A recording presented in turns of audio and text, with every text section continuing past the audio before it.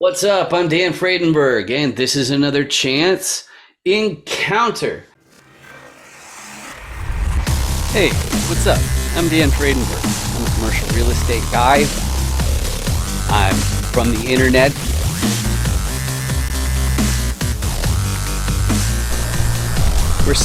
We're seeing more properties like this being built in front of a house that's going to be torn down soon. I understand that there are power lines that are getting kind of close. What's up again? This is Dan Fredenberg, and that there is a commercial real estate building.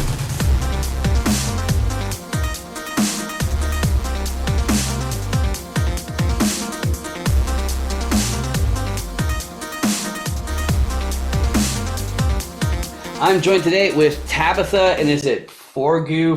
Boards. Forgue? Yeah, I was guessing Yeah, there's like probably a lot of silent vowels in there. That's good stuff. All right, awesome. And how are yeah. you doing today, Tabatha? Awesome. Actually, it's a beautiful day. It sure is. And I got something that's going to make it an even better day because I don't know if you realize this, but today we are joined by my very favorite member of the audience. And why is my favorite audience member here? Is because this is a chance encounter where I interview commercial real estate players. That means deal sponsors, syndicators, operators, buyers, sellers, all that kind of fun stuff. And you may ask yourself, why would you do that? Well, the answer is if you've ever heard of an off market, a private deal that you're not allowed to publicly discuss, then you should probably also know that the SEC requires that you have documentation of your prior substantive relationship, or else the SEC will get ants in its pants. And we don't want that. It can shut down your business. It's very, very bad stuff. So I have people on here to get a feel for what exactly they're going to be doing in this sector, find out if there's any overlap. And the benefit to you is you will learn how to more effectively communicate on the subject of commercial real estate deals and also understand how my guest fits into those deals. Now, before we get too excited about real estate specifically, Tabatha, do you want to say a thing or two about yourself? Uh, well, a thing or two. Well, let's see. I've been doing real estate for about 15 years. I started with single family flips, went to knockdowns, modulars, add levels, burnouts, Airbnbs, restructuring apartment buildings. I've had traveling nurses and the flight attendants for crash pads. Doing some apartment complexes, done syndications, starting a new fund, and now I'm going into student housing. So Sweet. Sweet. that's pretty much that's the basic of me. That's not all. I love it. I love it because yeah, the interviews tend to be a lot easier when people have a lot more experience. But the first segment here that we always go through, it's the five distinct motivations. Before we do that, I gotta say, but wait, check your eight, Tabitha. I know you're good with real estate, but like as far as digital real estate, I'm not sure if you can see through the camera and down into the user's device, but down there might be this hideous subscribe button that maybe they should do something about. Okay, it's a stupid joke, but whatever. um, I It don't have increases the anything. I'm on numbers. an Apple phone. Oh yeah, there you go. Anyway, so the five distinct motivations. I've now interviewed over 300 different investors, syndicators, all that kind of fun stuff.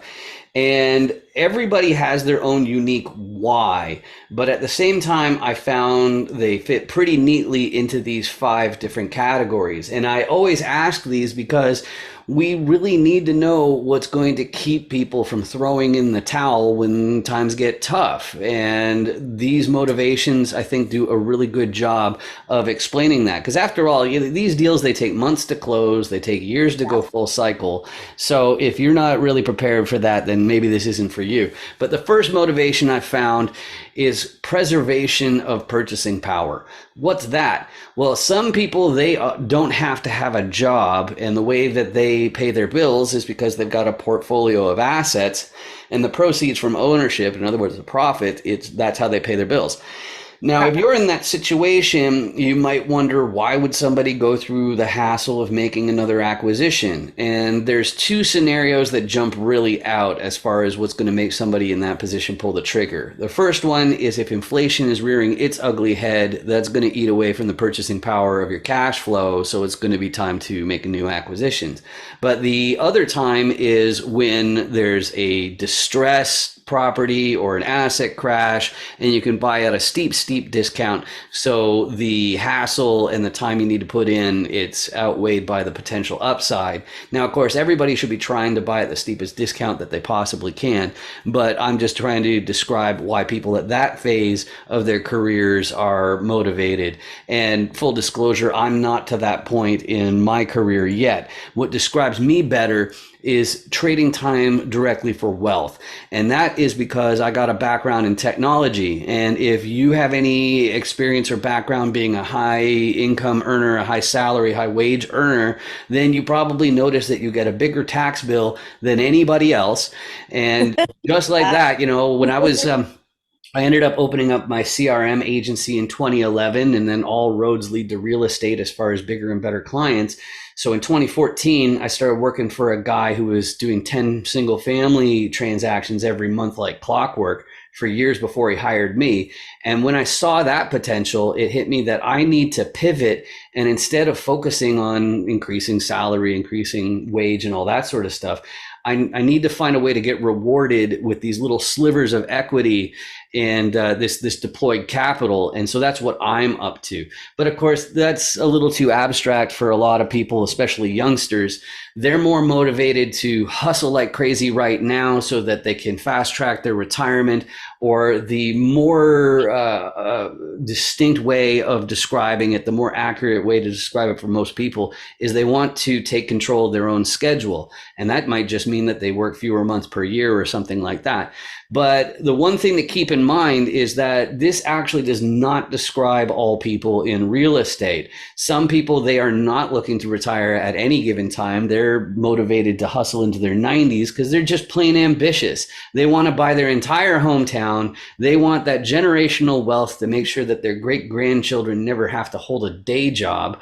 And even though that's vilified in some circles, the fact is, if you want to provide people nice places to live and properties that are in good repair, somebody has to remain motivated even after all their bills are paid and all that kind of thing. So it's great to have people like this on your team regardless. And there's one other group, though, that they're also going to keep hustling into their 90s, but it's not so much about their own family or their own legacy. It's that they've picked a sector of society, or maybe it's the environment or animals or something like that. And they've found out that there's a financial component to making a really big impact. And that is why they're making their commercial acquisitions. So Tabatha, as far as these 5 different motivations, what combination of them would you say describes you best? Um, Probably all of them. We want to leave stuff, but when we leave stuff to the kids know that they are going to be working for it, whether they like it or not. We want them to have the ability to be able to do what they like and not worry about how much the income of it will be. We also do a lot of volunteering work with, like I said, the Making Strides we do.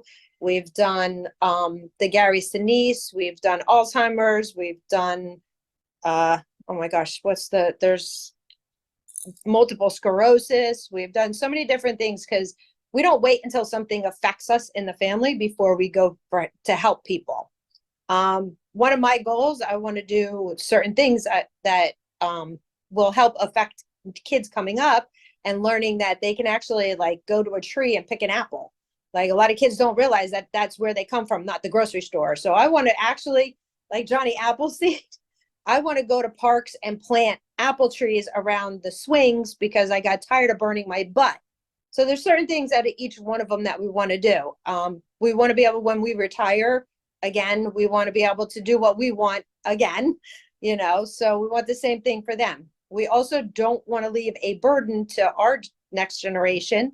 If something, say, befalls us and we're bedridden or wheelchair bound or whatever, so we don't want to burden them with having to help us and having to pay expenses. So it's a combination of all of it. That's why we do what we do.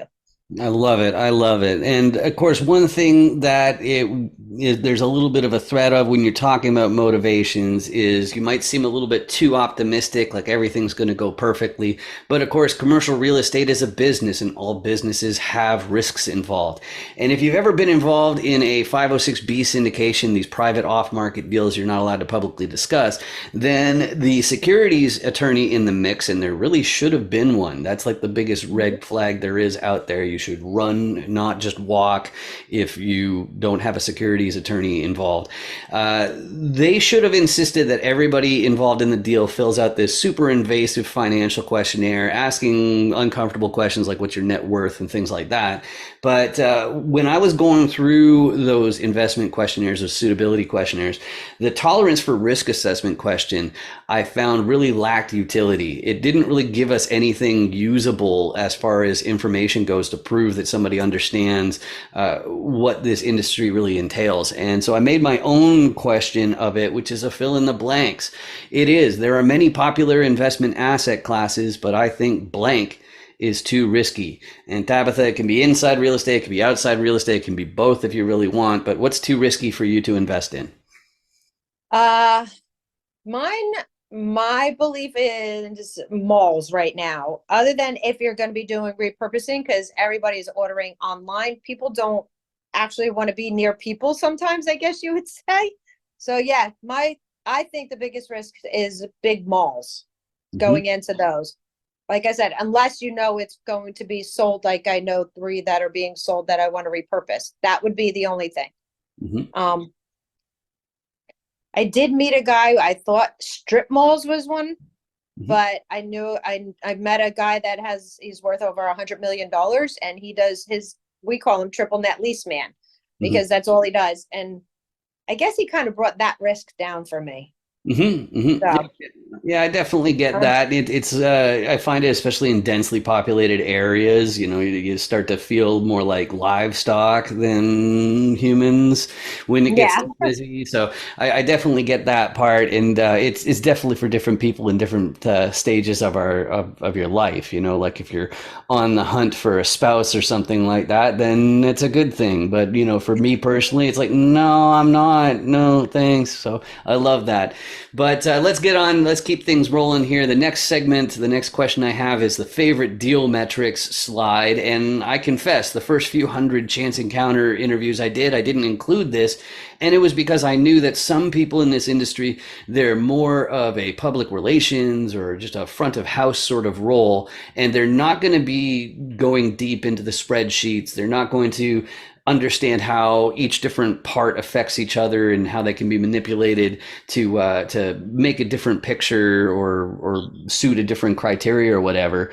But I found out that even though some people are that front of house type, they'll still have a few different metrics that they'll use to decide if one deal is better than another. And then that way, if you're discussing these different deals with my guest, you'll know how to speak their language. So I've got 14 different metrics up here. It's not an exhaustive list. And of course, some people are going to be listening and not watching. So I read these out. And the first one is cash on cash. Then there's IRR, internal rate of return. Then there's yep, cost per door. Then there's NOI, which is net operating income. Then you have the yep. going in cap rate, which is to express what kind of discount you were able to get compared to the going rate in that area. Then you have the loan interest rate. Then you have occupancy, which is the inverse of vacancy. It's the same thing, just inverse. Then you have average income where the property is located, the amortization period of the loan, the market versus in-place rents, what's the difference between the two, the population growth where the property is located, because that's some baked in demand or appreciation. MSA. Right, exactly, in the MSA. Then the sponsor record, which is how many deals have already gone full cycle, how many are on the go right now. The waterfall split or exit strategy, which says what happens to your investment after your capital has been returned. Then there's DSCR, which is the debt service coverage ratio, which is how much of the revenue from rent is automatically going out the door just to pay for the loan. Now, once again, this is not an exhaustive list, so you're welcome to use other metrics there, Tabatha, but you want to give like a top three or something like that? See, that is my underwriter's responsibility. Mm-hmm. I'm serious. So I go around this country finding people that are looking to do something with their funds, and we raise funds to buy properties. Most of that underwriting, the cash on cash, and all your average income returns per deal, I learn what I have to, Mhm. but I don't have enough time to waste memorizing all of it. I know what all of it is, Mhm. but that's not my thing. That's why I have an underwriter. Mhm.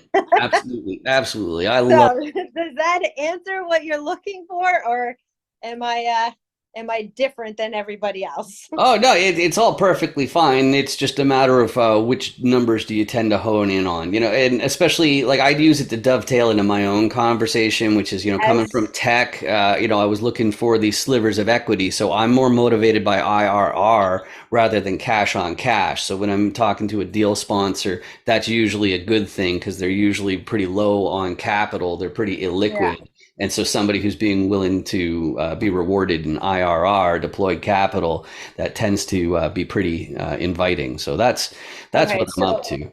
Mhm. all right, us four, because the four of us that are in the company, we all have different views. Because like my husband Scott, he's in IT tech, so what he looks at and what I do are different. I raise the funds through other investors, so most of it is the ROI. What are my investors going to get for the return on that? Now, like I said, I'm not the underwriter. That's not my job. So he has his point is different than my so it's different, but Mhm. mine is mostly the ROI because I'm the one that gets the investors to come in, and and it's their funds that I have to worry about. Mhm. So Mhm. that's I me. love it. I'm just eating up that answer like a delicious subscribe sandwich. That's I know it's pretty intense, but it's the way to remind me it's time to bring out the Dan Does Deals commercial core competency cube with the 6 different roles in a commercial real estate deal. And I go through every side in every episode because that is really the linchpin in understanding how my guest fits into these deals, and also for you to more effectively communicate on the subject of commercial real estate. And if you're looking at this cube as I go through the 6 different sides and thinking, I really need to get me one of those. Well, the good news is it's absolutely free. You go to dandoesdeals.com. And I also confess to the cardinal sin of marketing, which is you should never ever give your freebie away without asking for some sort of contact information. But that's exactly what I did. You go to dandoesdeals.com. There's a great big button. You click on it. You can print it out. And I don't ask you for any of that kind of stuff just because I realize your career, your future in commercial real estate is going to hinge on your ability to effectively communicate. So that's why I want to make sure that you have that available to you. So first person we're going to talk about, the first role in a deal is the most visible one. It's the repositioner. You're more likely to run into a repositioner than any other person in this industry. And that's because they're the acquisitions person. They're finding the deals. They're looking at a whole whack of different properties, trying to figure out the one that has the most upside. And how do they find that upside? Well, they have to do the math. They have to underwrite the deal and figure out, first of all, is this property even making the amount of money that the seller slash broker is claiming it is? Because, okay. So the Most of the time, it's reposition, not. exactly. The repositioner has to be able to see through all that, and they also have to figure out how are they going to change how the business is run to be more profitable. And the Right. most peculiar part of being a repositioner by far is the fact that you have to have extensive financier or investor relations. You have to know lots and lots of lenders, just the people who deal with capital and paper and whoever owns the property, not the residents or anything like that. That's what a financier is. And the reason why repositioners have to have a vast network of financiers is because if you can secure a more advantageous loan, that goes straight to the profitability of the building because it's cheaper money. So that's why repositioners are talking to them all the time. But the next more traditional spot that a repositioner is going to look is to operations and make them more efficient, stopping those Benjamins from going down the toilet. But of course, there's Right. more to operations than just unclogging toilets and collecting rents and mowing lawns and possibly shoveling snow and whatnot. Me personally, I focus on deals that are 100 units or more, and the contribution that I bring, even though in that situation you're usually outsourcing to a third party property management, so you don't generally need too much assistance in operations. But me personally, between the web assets that I can build and social media and whatnot, that's part of it. But the bigger one to understand is that in real estate, vacancy is the enemy. It is the deal killer. So you need somebody on the GP team with some serious marketing chops so that if the third party property management can't fill those units, that person can step in and get them filled and save the deal. So that's what I'm contributing when I'm on a GP team. But there's only so much you can do with operations. So the next place that the repositioner is going to look is to get a contractor team involved to make the place nicer. The idea being that if it's a nicer place, the next resident, the next person who's renting the place will be happy to pay more in rent than the previous one. But if only things were that simple. You can spend endless amounts of money upgrading on your contractors or whatever. You can go ahead and gold plate the toilets if that's your thing, but you're not going to get a return on investment on it. And if you're like me, see, I don't know if you know this about me or not, but I'm from the internet. So that means I need locals. I need boots on the ground, somebody who can be there in an hour or two, because categorically, that won't be me. I'd still be stuck at an airport in an hour or two. So I need boots on the ground, somebody who's nearby the property who can be there and make sure that the contractor team, they're not dragging their feet, they're not using subpar materials. And then the operators, they're actually following through with what they're saying. They're not sloughing photos and whatnot. So that sounds like it's a complete GP team. And you might think, hey, this is easy. Like, and if, especially if you're an engineer or an attorney or a physician or something like that, you might think to yourself, well, I know how to buy a house. You put down your down payment and you borrow the rest. So maybe if my circle of friends and I, we each pool, like 100K or something from our 401ks or self-directed IRA, we each put in about 100K, we could probably take over that 350 unit apartment complex that's just down the street. So you circle your friends together, you turn around to the financiers and say, yeah, I'm going to buy that place right there. It's 350 units. It's tens of millions of dollars. Do you have, say, tens of millions of dollars you want to lend us? Well, there's a problem with that little plan, that little hypothetical. And specifically, if you are in a mentorship program or if you have a guru or something like that, this is the part that I encourage you to listen very carefully to, because they tend to gloss over it a fair bit. They're going to ask you, who's the sponsor? Who's the KP? Who's the key principal? What's that all about? If you want to be eligible for a commercial loan, somebody in the fold has to own a similar asset. That should be intuitively obvious if you think about it long and hard enough, because the bank is going to be using depositor dollars to lend to you, and they need to make sure you're not going to run the place into the ground. So what better way is there than to only accept people who already own a similar asset? So that's why they're required. But on top of that, among the GP team, you need a certain amount of liquidity, and then you need collateral, in other words, a balance sheet of at least the amount of the loan. But if you've got all those pieces, you've got yourself a commercial real estate deal. So Tabatha, you've already colored in between the lines on some of the things that you're up to. Like, I understand your financier relations, and then your hubby is the underwriting expert and whatnot. But I don't want to put words in your mouth. What are the most likely pieces of the puzzle that you and your group are focusing on? Well, as the whole company, we focus on all of it. We do have a few different sponsors that we have. We do have some few that do funds. I was just, as you know, at the Raise Fest learning some more. We have the syndication attorneys, fund attorneys, specialties. So I don't know. On the cube ourselves, I think we focus on all of it. Right. You have to, if you're going to be doing commercial, you got to have an indication of all of it. Right. Absolutely. Not one side without the other. You can't make a whole box.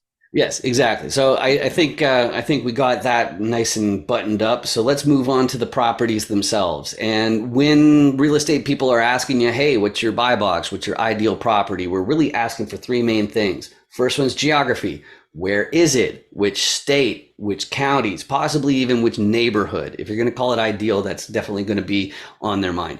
Second one is size. Now, most of my guests on this show are in multifamily, and the way that you define size in an apartment complex is by the number of apartment units.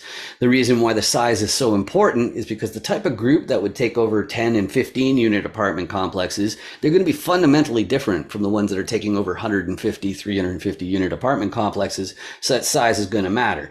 And even in those other forms of real estate where they go off of acreage or square footage, the principle remains the same. You know, the size is going to matter just because of the team. But the third one is usually called class. I'm not a huge fan of the term class. I think desirability would be a better word for it because it's two separate things. The first thing that it is the condition, and then the second one is the area. And if you're talking about condition, we're talking about how old is the building, how beat up is the property, what sort of luxuries and amenities do they have to make it more desirable. Okay, that's the condition. But the area, if you're talking about multifamily or any form of residential, then the quirk that it has is the school districts where the property is located are going to be very relevant. But every type of real estate, the crime rate is going to matter as far as its desirability. And then, of course, the old trope of saying location, location, location, what they really mean, as far as I'm concerned, is traffic, traffic, traffic. The more people pass by a property every single day, the more baked in value it's going to have. But both that area and the condition, the way that we rank it is the same way as in grade school, where you have A plus at the top and then A minus and then B plus and so on. So Tabatha, as far as you and your group goes, what's easier to say yes to? C. C close to B areas. So if they're near D's, we go and look to see, because D doesn't distinctively mean it's a war zone.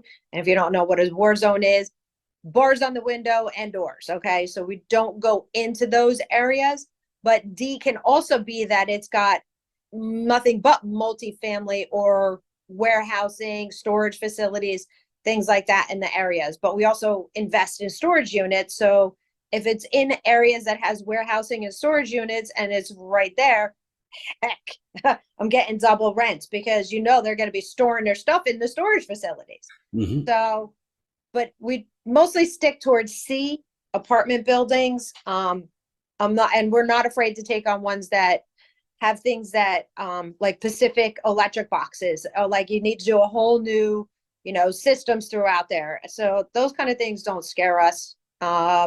We mostly have been focusing in Tennessee, Memphis. I know a lot of people don't like it. I absolutely love the area. I've been there a few more times again. I actually just came back on Valentine's Day from an inspection. Mm-hmm. Yeah, because I do construction work too with my nails. So I know how to build an entire building. It doesn't scare me. So the areas that we mostly will focus in right now, we are in South Carolina, Tennessee, and Texas.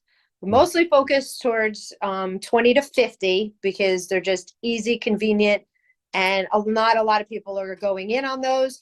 But we do have 144, 147, those also. So if the numbers are going to work, I'm not going to limit ourselves. We don't, we'll take a look at stuff because we build relationships across the country and we look to do deals and make homes for people. Like you were saying about the upgrading. So we have done it where we'll fully gut it and upgrade the apartments, and they are more than willing. Like I have apartments that are 8 years old and they still look picture perfect. A magazine could come in and take pictures because they appreciate the home that you give them. So to us, that's what we're creating. We're creating homes for people, not just a place to live. So when you give them that vibe and that feeling, they tend to seriously take care of it a little bit more than that. You get that bad seed in there once in a while, but I mean, there's nothing you can do about it. But that's what we're creating. That's what we look for. And that's where we're focusing. All right, I love that. And my laugh, my giggle that was completely inappropriate was it's because I've met enough people in Tennessee. I've seen the joke where they say Nashville in the front and Memphis in the back for the haircut, and that one always makes me giggle. But I speaking of have friends in Nashville, Knoxville. We actually have boarding houses. Our partners, we have on our team, our team is actually, he's 20 years in the service. So he builds these teams and, and the boarding houses, so that's his control. He knows how to control that and keep it in perspective. So I totally get it. Nashville to Memphis, two different things. They're two different areas. Right. Well, it's funny. But we love it. We love it. Exactly, exactly. But let's talk a little bit more about people because we've talked about the deal and the areas and all that kind of stuff. So, my favorite thing about commercial real estate, especially coming from tech, is the people. It's, when you come from tech, get a lot of people who are a little bit more guarded. They're not really volunteering to make new introductions or referrals or something like that, build teams that you're never going to be a part of. But because multifamily and commercial real estate is so multifaceted, you've got these six different roles. Nobody's going to be all six sides for any meaningful amount of time. And instead, they're going to Right. hone in on one or two of the different roles and become fantastic at that. But at the same time, because we've got our own unique skill sets, we're going to be better suited to help some people more than others, even though the fact is we're all ultimately in the business of deploying capital. So the financiers are a key part in everybody's business. But me personally, the sponsors and KPs, I tend to be most eager to meet just because of my marketing and my tech background. And that means that I can make a bigger difference to people who already have an established business than the people who are just getting started as a repositioner or a local because they need the 80 to 120 hour a week crowd. And that's simply not how I'm at my most effective or productive for building a team. So, Tabatha, if you have any 506B deals going on, don't mention them specifically in the same breath as asking for investors. But if you have 506C or whatever, that's just go ahead. But who on the cube are you best suited to help? Who are you looking for? I don't memorize that whole cube. Yeah, so like if it's more financiers, more deal sponsors, more operators, It- contractors, locals. well, contractors are easy for me to find. Hmm. I mean, I have a whole building full of them. Hmm. So, let me see. Mostly, I guess, well, no, I have like a whole bunch of sponsors too now. But I mean, I guess sponsors, ones that are not like all talk, really legit good sponsors. That's what, I think I focus more on there. And then it would just be people that I can get to know, like, and trust, and they can know, like, and trust me for, doing deals together. Hmm. That's Hmm. basically mostly what I focus on.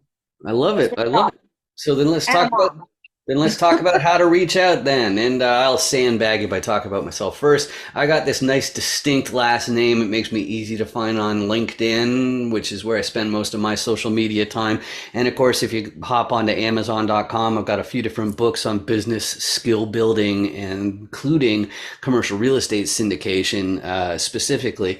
But if you are going to be involved in investments or syndications, especially if you're doing your own ones, I highly encourage you can pause the video, you can scan this QR code, and that goes to the FAQs page of 506 BME, which is the platform that I offer all of the cutting edge ideas to maintain the documentation of your substantive relations. The idea being that even if your laptop falls into the bathtub, the SEC is going to require the documentation of your substantive relations. And if you don't have them, they're going to assume that you publicly solicited everybody and then they're going to shut you down. And I don't want that for anybody. So that's why I have that service available to people. But Tabatha, if people want to reach out to you, I know that we've spoken a little bit on LinkedIn, so that's probably good for you as well. But website, phone, email, how should people be reaching out? Actually, just look up my name. That's it. You can mostly find me at cnjreig .com. You can get me through there. That's because I run the real estate club here in Central New Jersey, Real Estate Investment Group. So you can find me there. Just look up my name. I'm a triple A, TABATHA, #1 rated. Thank you. So, It's funny. so, and you don't find many Forges, FORGUE for Jui. So, I mean, honestly, God, it's Google me. I'm everywhere. I went to the dry cleaners, like, I found you. I'm following you on Instagram. I'm like, my dry cleaner. Like, cool. Nice, nice. So if you just look up my name, look me up, TABATHA, and last name FORGUE, guaranteed you'll find me. Sweet. I love it. I love it. And that brings me to the last part of the interview, which is actually the public service announcement. So it's not so much for you, Tabatha, it's for you in the audience. And if you have been watching this episode and you've been experiencing like searing pains in your eyeballs, like migraine like symptoms, I'm confident it's because of the downright hideous subscribe button that's just down there. You can get rid of it for free. And like full disclosure, the reason why I try to encourage people so much to hit it is because if enough people do, then YouTube will actually start to pay for these videos instead of me. And I think that would be amazing. And just so we're clear about the trade-offs to you, again, it's totally free, but it does mean that my videos may show up on your list of suggestions. You can feel free to ignore those suggestions because quite frankly, I just appreciate the fact that you spent this time with me. Just like Tabatha, I appreciate you joining me. This has been great. I'm glad we finally connected. Exactly. Awesome. Hey there. Thanks. Are you interested in commercial real estate deals? Would you like to build your network of investors and deal sponsors? Well, the best thing I can do for you is have you appear on a chance encounter interview as featured on dandoesdeals.com. You may know me from 506B.me or as a top commercial real estate voice on LinkedIn. And if I had to think of the top factors in your success in commercial real estate, my top two would be your network and your ability to effectively explain how deals work with effective communication. The 15-minute chance encounter format, it checks both of those boxes, and they ensure that you can share your private deals with me without the SEC calling it a public solicitation. So hop onto LinkedIn. You can see my name is over here, Dan Friedenberg, and search for my name. And the best way to reach me and book that is to message me through LinkedIn. And don't worry, it doesn't matter if you decided to enter this space just last week or 2 weeks ago, or if it was decades ago. It'll be fun and easy to look good. We're just asking multiple choice questions based on your core competencies you look to contribute, your level of sophistication, all that kind of stuff. So I hope to hear from you soon. Thanks a lot. 506B me. Any syndicators, make sure you 506B me. Hi. Oh, hey, yeah, here's my code. You got your QR code scanner? Okay, yeah, oh yeah, just hold it right in the square there. Okay, cool. And now you hit open in browser. Okay. Okay. Are you already logged into 506B.me? Yes. Yeah. Okay, cool. Yeah. So there's my video. So now I'm already on your watch list. So when you get back to your hotel, you can find out what my core competencies are and my level of sophistication. Sound good? Yeah. I love your hat. Real estate's a scam. That's really funny. Yeah. Nice meeting you. You too. 506B.me, everybody.